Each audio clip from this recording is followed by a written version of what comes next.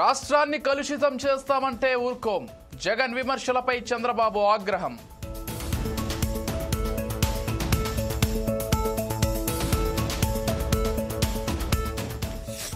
విశాఖ నుంచి ఢిల్లీకి బయలుదేరిన ప్రధాని మోదీ ఘనంగా వీడ్కోలు పలికిన మంత్రులు, అధికారులు.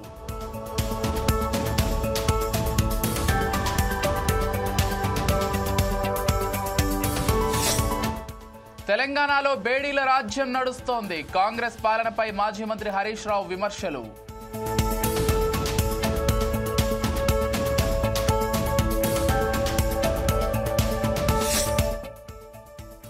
అతుకులు మనకు, లాభాలు చైనాకు. మేక్ ఇన్ ఇండియాపై రాహుల్ సెటైర్లు.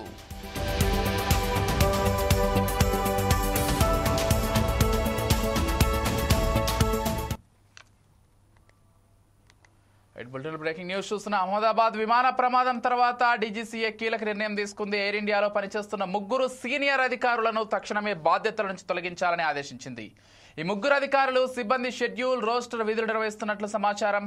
నిబంధనలు సరిగ్గా పాటించకపోవడం వల్లే వారిపై చర్యలకు డీజీసీఏ ఉపక్రమించినట్లు తెలుస్తోంది. లైసెన్సింగ్, సర్వీసింగ్లలో లోపాలు ఉన్న ఎయిర్ ఇండియా విమాన సిబ్బందిని షెడ్యూల్ చేయడంపై ఆగ్రహం వ్యక్తం చేసింది. ఎయిర్ లైన్స్ వెల్లడించిన విషయాల ఆధారంగా అలసత్వంగా వ్యవహరించిన అధికారులపై వేటు వేయాలని సిఫార్సు చేసింది. ఇక నిబంధనలు పాటించకుండానే షెడ్యూల్ చేశారు. అంతేకాకుండా వారు ఈ తప్పిదాలపై జవాబుదారీతనంతో వ్యవహరించలేదని డీజీసీఏ ఆరోపించింది. ఎలాంటి జాప్యం చేయకుండా సంబంధిత అధికారులపై చర్యలు తీసుకోవాలని డీజీసీఏ పేర్కొంది. వెంటనే వారిపై అంతర్గత క్రమశిక్షణ చర్యలు ప్రారంభించాలని ఆదేశించింది. 3 అధికారులపై తీసుకున్న చర్యలను 10 రోజుల్లోపు డీజీసీఏకి నివేదించాలని ఆ ఆదేశాల్లో పేర్కొంది.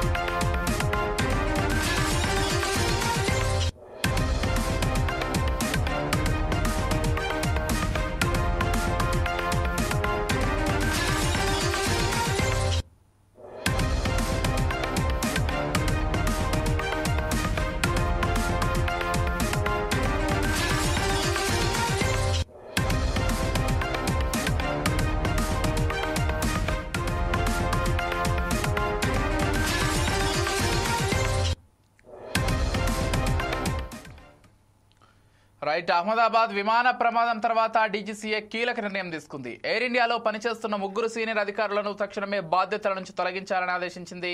ఈ 3 అధికారులు సిబ్బంది షెడ్యూల్, రోస్టర్ విధులు నిర్వహిస్తున్నట్లు సమాచారం. అయితే నిబంధనలు సరిగ్గా పాటించకపోవడం వల్లే వారిపై ఈ చర్యలకు డీజీసీఏ ఉపక్రమించినట్లు కూడా సమాచారం అందుతోంది. ఇదే అంశానికి సంబంధించి మరింత సమాచారం అందించడానికి మా స్పెషల్ కరెస్పాండెంట్ ప్రసన్న ఫోన్ ద్వారా సిద్ధంగా ఉన్నారు. చెప్పండి ప్రసన్న, మొత్తంగా 3 అధికారులను బాధ్యతగా చేస్తూ వారిపై వేటు వేయాలని డీజీసీఏ సిఫార్సు చేసినట్లుగా తెలుస్తోంది. ఈ అంశానికి సంబంధించి 10 రోజుల్లోప మళ్ళీ తమకు అప్డేట్ చేయాలంటూ కూడా డీజీసీఏ చెప్పినట్లుగా సమాచారం అందుతోంది. పూర్తి అప్డేట్స్ ఏంటి అంశానికి సంబంధించి ప్రసన్న?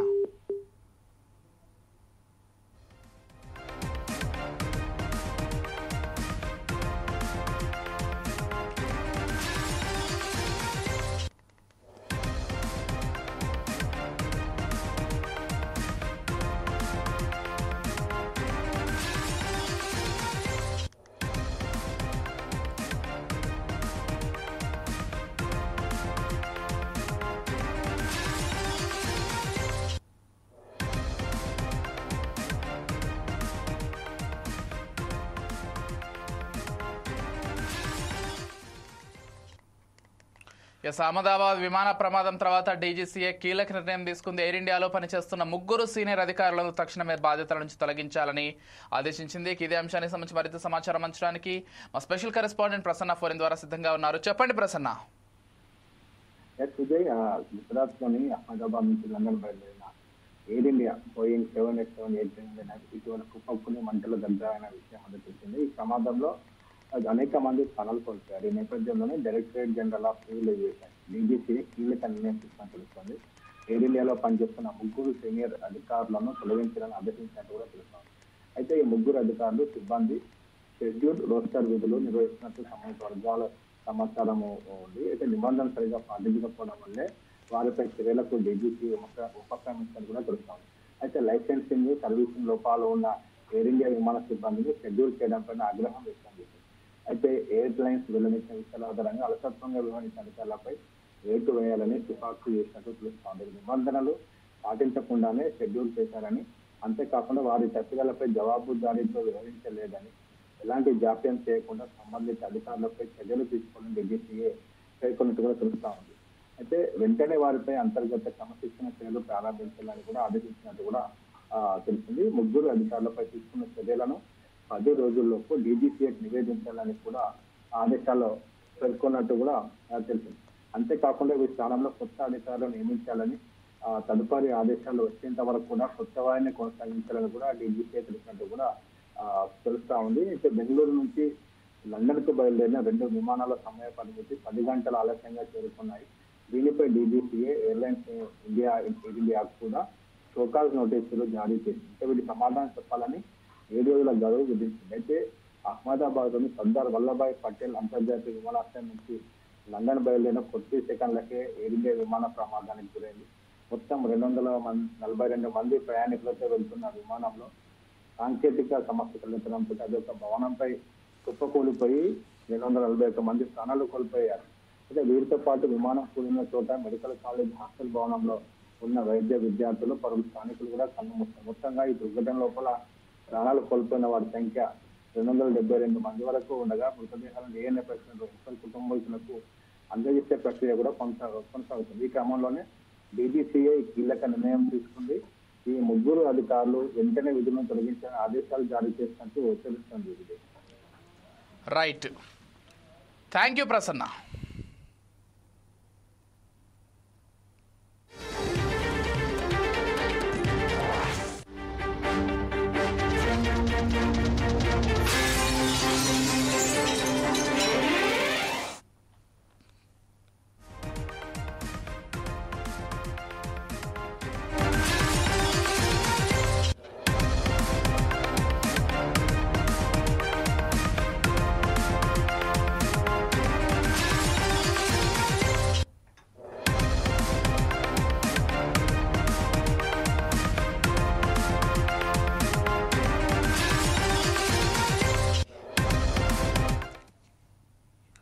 ఏపీ రాజకీయాల్లో ప్రస్తుతం దుమారం రేపుతున్న రప్పా రప్పా డైలాగ్ ఇప్పుడు తెలంగాణకు కూడా పాకింది. ఏపీలో అధికార ప్రతిపక్షాల మధ్య దీనిపై మాటల యుద్ధం నడుస్తోంది. రప్పా రప్పా నరుకుతామనే పుష్ప మూవీ పాపులర్ డైలాగ్ ఫ్లెక్సీలు వైసీపీ కార్యకర్తలు ప్రదర్శించడం చర్చనీయాంశంగా మారింది. 2029లో వైసీపీ అధికారంలోకి వచ్చిన వెంటనే గంగమ్మ జాతరలో వేటతలలు నరికినట్టు రప్పా రప్పా నరుకుతాం, పొట్టేళ్లను నరికినట్టు నరుకుతామని రాసిన ఫ్లెక్సీలను వైసీపీ కార్యకర్తలు ప్రదర్శించడం హాట్ టాపిక్ గా మారడం మనకు తెలిసిందే. అయితే ఈ డైలాగును వైఎస్ జగన్ సమర్థించడంతో ఏపీలో పెద్ద చర్చే నడుస్తోంది.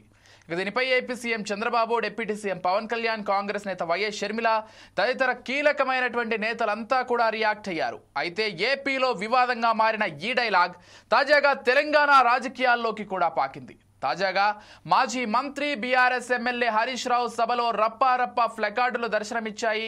అయితే సంగారెడ్డి జిల్లాలోని జిన్నారంలో నిర్వహించిన రైతు ధర్నాలో 2028లో రప్పా రప్పా 3.0 లోడింగ్ అంటూ బీఆర్ఎస్ కార్యకర్తలు ప్లకార్డులు ప్రదర్శించారు.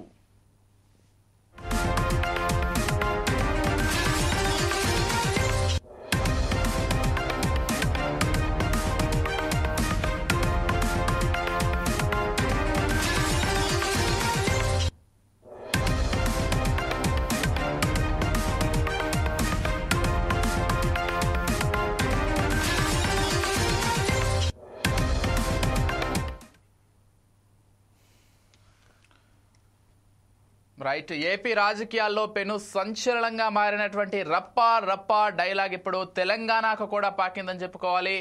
హరీష్ రావు సభలో ఈ రప్పా రప్పా ఫ్లెక్సీలు అయితే ప్రస్తుతం వైరల్గా దర్శనమిస్తున్నాయి.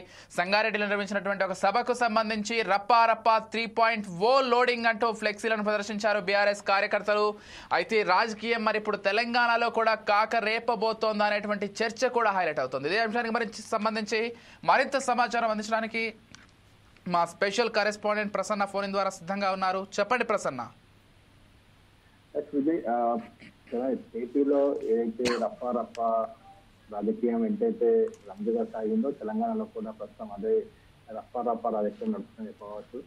అయితే ఏపీలో జగన్ ఎప్పుడైతే రప్ప నడుపుతామని చెప్పేసి ఫ్లెక్సీలు ప్రదర్శించారో జగన్ అభిమానులు, దానికి ధీటుగా ఏపీలో కూటమి ప్రభుత్వం చెందినటువంటి డిప్యూటీ సీఎం పవన్ కళ్యాణ్ కూడా సినిమా డైలాగులు సినిమా వరకు ఉంటే బాగుంటాయి ఇలా అని చెప్పేసి కూడా గట్టి వార్నింగ్ ఇవ్వడం జరిగింది. ఇప్పుడు అదేవిధంగా తెలంగాణ లోపల అయితే జిన్నారం లోపల రైతు ధర్నా సందర్భంగా హరీష్ రావు ఫ్లెక్సీలలో రప్ప 3.4 2028 లో అని చెప్పేసి అభిమానులు ప్రదర్శించడం తెలంగాణలో కూడా హాట్ టాపిక్ అయిందని చెప్పవచ్చు. అయితే ఖచ్చితంగా పోలీసులు మాత్రం రెచ్చగొట్టేటువంటి ఫ్లెక్సీలు కానీ తర్వాత వ్యాఖ్యలు కానీ చేస్తే ఖచ్చితంగా చర్యలు ఉంటాయని కూడా పోలీసులు చెప్తా ఉన్నారు. సో చూద్దాం మరి ఏం జరుగుతుందో, తెలంగాణ పోలీసులు ఏ విధంగా ప్రతిస్పందిస్తారో, అదేవిధంగా అధికార పార్టీకి చెందిన నాయకులు కూడా ఏ విధంగా స్పందిస్తారో వేసి చూడాల్సి ఉంది. Right, thank you Prasanna.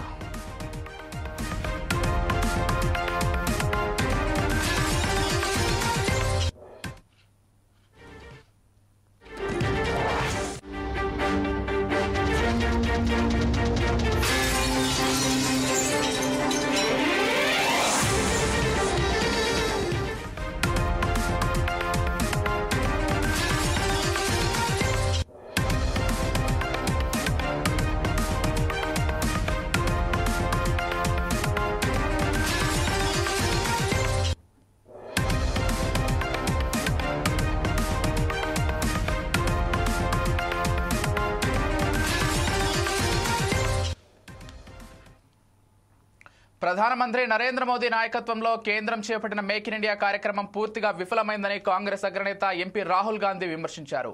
దీనివల్ల మనకు కేవలం అతుకులు మాత్రమే మిగులుతున్నాయని మండిపడ్డారు. ఈ కార్యక్రమం వల్ల మనకంటే ఎక్కువగా చైనానే లాభాలు ఆర్జిస్తోందని ఆరోపించారు. దేశంలో తయారీ రంగం తగ్గుతుండటంతో నిరుద్యోగం పెరిగిందన్నారు.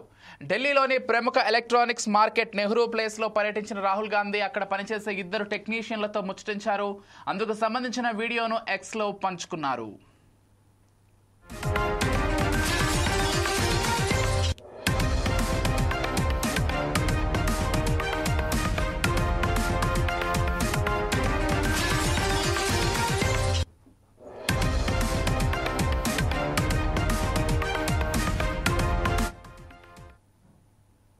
असेंबल्ड इन, ये फर्क लोगों को नहीं मालूम। लोग सोचते हैं कि भैया मेड इन और असेंबल्ड इन एक ही चीज। इसके बाद मैं अपना फोन सर्विस कर पाऊंगा? हाँ बिल्कुल।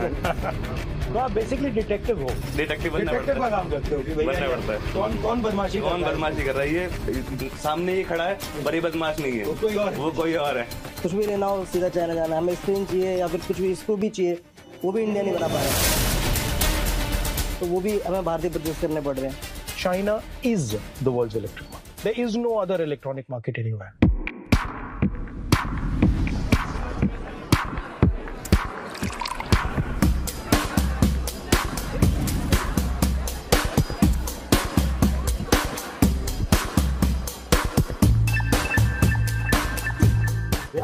जी सर।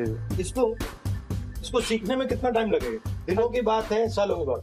कुछ कैप्चरिंग स्पीड वो होती है, मेमोरी, आप कितने जल्दी चीजों को ऑब्जर्व करते हैं, और बाकी जो टेक्निकल है। आप कब से शुरू करें सर? मैं 10 से 12 साल। और आप? 8 साल 10 साल हो गए मुझे भी। इसके बाद मैं अपना फोन सर्विस कर पाऊंगा? हाँ बिल्कुल। इतना सरप्राइजिंग था कि इतने बड़े कोई हस्ती हमारे पास आए, हमारे साथ यहाँ बैठे। इसमें ये जो कंपोनेंट्स आते हैं, ये इंडिया के कितने हैं और चाइना के कितने हैं? जैसे ये तो यहाँ बन सकता है बहुत आसानी से।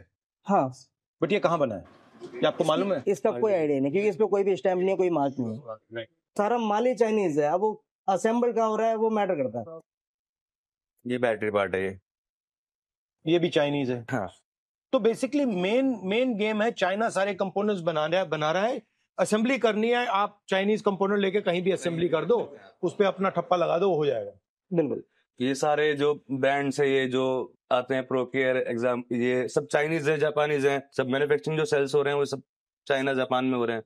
तो अगर आपके पास फाइनेंस होता, हाँ, और कंपोनेंट्स तो आप खरीद सकते, तो आप ये पूरा का पूरा फोन आसानी से बना सकते, अगर आपके पास बैंक का फाइनेंस हो। రైట్, ఇక మేక్ ఇన్ ఇండియాతో ఫ్యాక్టరీ రంగం అమాంతం పెరుగుతుందని కేంద్రం చెప్పిందంటూ రాహుల్ గాంధీ చెప్పుకొచ్చారు. మరి ఎందుకు తయారీ రికార్డు కనిష్టానికి పడిపోయిందని, యువత నిరుద్యోగత రేటు ఎందుకు భారీగా పెరిగిందని, చైనా నుంచి దిగుమతులు ఎందుకు 2 రెట్లు పెరిగాయని రాహుల్ ట్వీట్లో ప్రశ్నించారు.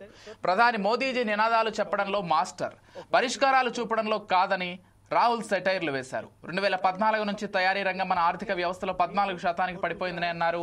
మనం వస్తువులను అసెంబ్లింగ్ చేస్తున్నాం, దిగుమతి చేసుకుంటున్నాం, కానీ వాటిని తయారు చేయట్లేదు. అందుకే వాటిని తయారు చేస్తున్న చైనా లాభపడుతోందని రాహుల్ విమర్శించారు. इसके बाद मैं अपना फोन सर्विस कर पाऊंगा? हाँ बिल्कुल sir.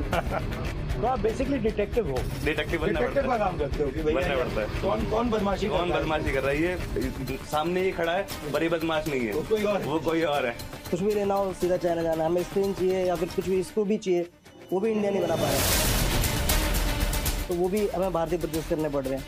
China is the world's electric market. There is no other electronic market anywhere.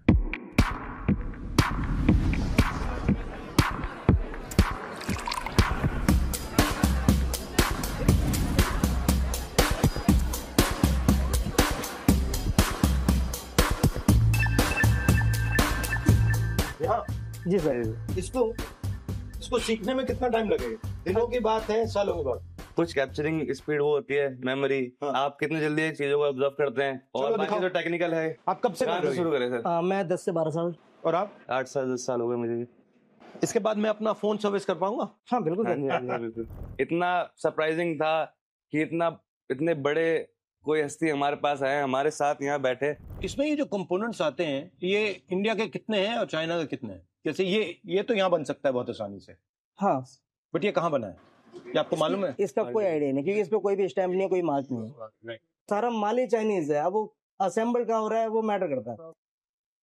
ये बैटरी पार्ट है, ये भी चाइनीज है. हाँ. तो बेसिकली मेन गेम है, चाइना सारे कंपोनेंट्स बना रहा है, असेंबली करनी है. आप चाइनीज कंपोनेंट लेके कहीं भी असेंबली कर दो, उस पे अपना ठप्पा लगा दो, हो जाएगा. बिल्कुल. ये सारे जो ब्रांड्स है, ये जो आते हैं प्रोकेयर एग्जाम, ये सब चाइनीज है, जापानीज हैं, सब मैन्युफैक्चरिंग जो सेल्स हो रहे हैं वो सब चाइना जापान में हो रहे हैं. तो अगर आपके पास फाइनेंस होता, हाँ, और कंपोनेंट्स तो आप खरीद सकते, तो आप ये पूरा का पूरा फोन आसानी से बना सकते. अगर आपके पास बैंक का फाइनेंस होता. बैंक का फाइनेंस भी चाहिए और साथ में टीम भी चाहिए. ठीक है. In order to make every single one of those parts, whether it's the motherboard, whether it's the small pieces, you need a certain level of machining, a certain level of quality, a certain level of understanding of tolerances of working with small components. That is learned skill. That is not something that you can just get in 2 minutes. Until you start respecting the idea of physical labor, the man who's doing that work. But we have no respect for, that guy on the street who's sitting there selling his stuff hours and hours and hours and hours, and he's working as hard as anybody else. So that's to me the idea. And at the center of it, and people don't like it when I say it, at the center of it is the idea of caste. We need to make this transparent.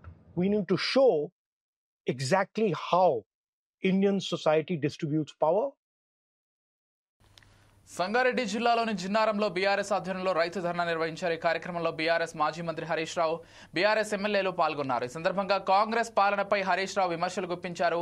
KCR పెట్టిన పథకాలకు కోతలు పెట్టడం తప్ప CM Revanth Reddy ఏమీ చేయలేదని విమర్శించారు. రేవంత్ రెడ్డి కూడా చెప్పకనే చెప్తాడు.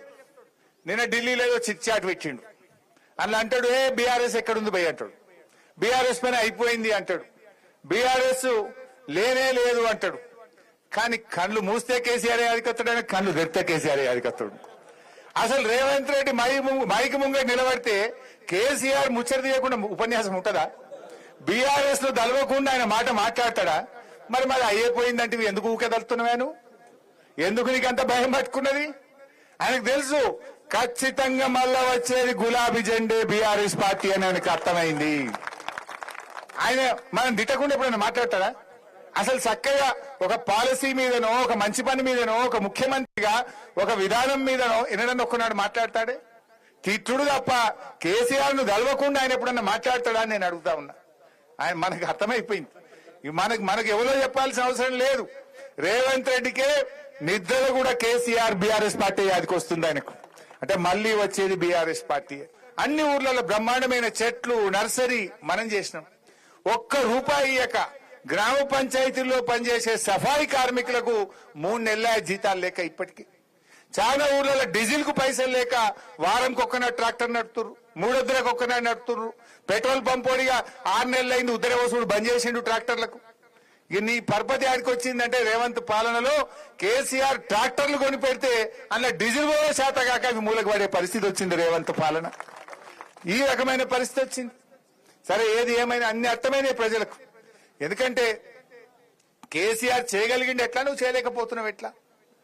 ఇవాళ నువ్వు నీ హయాంలో అన్ని తగ్గుముఖమే, రాష్ట్ర ఆదాయం కూడా తగ్గుముఖం పట్టింది.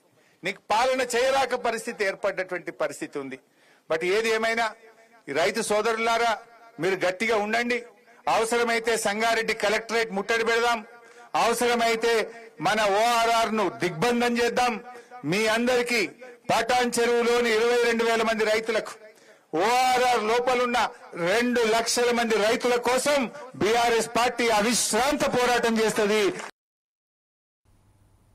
ఏపీ సీఎం చంద్రబాబుపై వైసీపీ నేత సజ్జల రామకృష్ణారెడ్డి ఫైర్ అయ్యారు. విశాఖలో నిర్వహించిన యోగా డేలో చంద్రబాబు పాల్గొనడంపై ఆయన విమర్శలు గుప్పించారు. సీఎం చంద్రబాబు నాయుడు పాలనను గాలికి వదిలేసి యోగా అంటూ తిరుగుతున్నారని విమర్శించారు. రాష్ట్రంలో ఏం జరిగినా వైసీపీ నేతలే బాధ్యతలు అంటున్నారని, మద్దతు ధర లేక రైతులు అల్లాడుతున్నారని ఆవేదన వ్యక్తం చేశారు. రైతులను ఆదుకోవడానికి చర్యలు తీసుకోవడం లేదని, డ్రగ్స్ గంజాయి నిర్మూలించడంలో వైఫల్యమయ్యారని సజ్జల ఆరోపించారు. ఇంత వేస్ట్ చేసే బదులు ఈరోజు ఎవరో ఇంటర్నేషనల్ యోగా డే సందర్భంగా ఇంత వేస్ట్ చేసే బదులు అదేది రిషికొండ లాంటిది ఒకటి కట్టించవచ్చు కదా అని ఎవరో అంటున్నారని ఇంకెవరో అడిగారు. ఎవరు అంటున్నారో తెలియదు. సో అడిగిన వాళ్ళు దేనికి అడిగారో ఈయన దాన్ని నేను ఒక పెద్ద క్లాస్ బీకేసి ఎప్పుడే దాని మీద మాట్లాడాను. అలాగే వైజాగ్ అంతా క్యాపిటల్ చేసుకుని గంజాయి ఎక్కడ తాట తీస్తానంటున్నాడు. ఓ పక్క అక్కడ వీధుల్లోనే అమ్ముతున్నారు. నిన్న కూడా భీమవరంలో ఆ పిల్లలంతా తాగి ఇది చేసినారని అంటారు.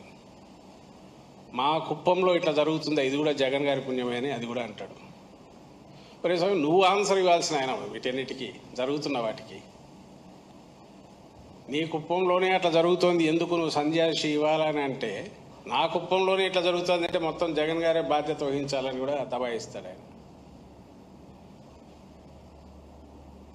మొన్న ఇప్పుడు వీటన్నిటి గత నెల రోజులుగా మనం ఒక్కసారి రాష్ట్రంలో జరుగుతున్నవి చూసుకుంటే, జగన్మోహన్ రెడ్డి గారే ప్రతిపక్ష నాయకుడుగా, వైఎస్ఆర్సీపీ నాయకుడుగా ఇటు మిర్చి కానీ అటు పొదిలి వెళ్ళి పొగాకు కానీ వెళ్ళొచ్చాడు.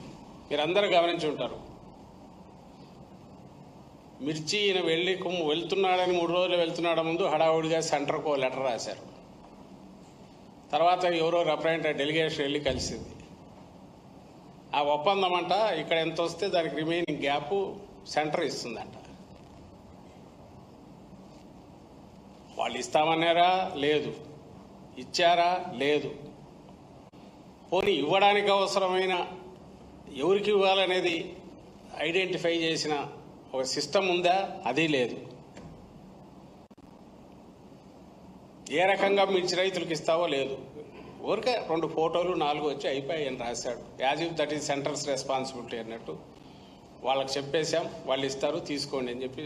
అదే P4 మాదిరే, వాళ్ళు ఇస్తారు నువ్వు తీసుకో, అది ఏదైనా దాని కింద ఆడబిడ్డ నిధి సౌకర్యం ఏదైతే అంటున్నాడో ఇది కూడా అంతే. అయిపోయింది ఈయన పని ముఖ్యమంత్రిగా. తర్వాత పొగాకు వచ్చేసరికి అది మరీ అన్యాయం. జగన్మోహన్ రెడ్డి గారు పోయి వచ్చాక మన మంత్రి కేంద్ర మంత్రి ఎవరు వచ్చారు, దానికి ఈయనకు ఢిల్లీకి పోవడానికి కూడా ఓపిక లేదు. ఢిల్లీకి పోతే ఏం మాట్లాడుతున్నారో తెలియదు. కానీ ఆయన ఇక్కడికి వచ్చినాడని చెప్పి ఆయనకు హడావుడిగా పొగాకు గురించి మీరు ఇంటర్వ్యూని అయ్యి ఏదో ఒకటి చేయాలని ఈయన చెప్పాడట.